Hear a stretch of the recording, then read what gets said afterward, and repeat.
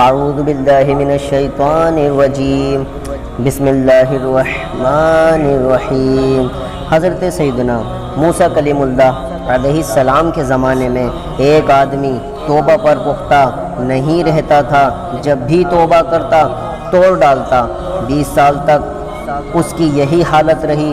اللہ تعالی نے حضرت موسیٰ علیہ السلام کی طرف وحی کی کہ میرے بندے سے کہو کہ میں اس پر غضبناک ہوں۔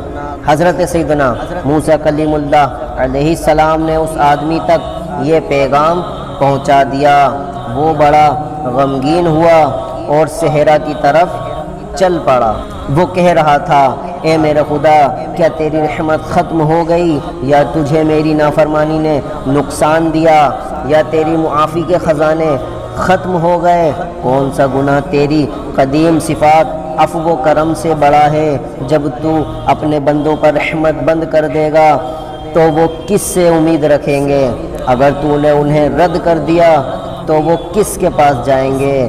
اگر تیری رحمت ختم ہو گئی اور مجھے عذاب دینا لازم ہو گیا تو پھر اپنے تمام بندوں کا عذاب مجھ پر کر دے، میں اپنی جان ان کے بدلے میں پیش کرتا ہوں۔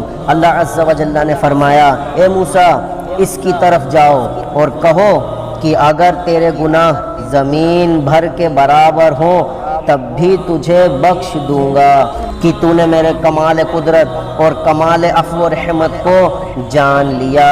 اللہ عز و جل کی ان پر رحمت ہو اور ان کے صدقے ہماری مغفرت ہو، آمین بجاہ النبی الامین صلی اللہ تعالی علیہ وسلم۔ اسلامی معلومات کے لیے سبسکرائب کیجیے، ہماری لیٹسٹ ویڈیو کے لیے بیل آئیکن پریس کیجیے۔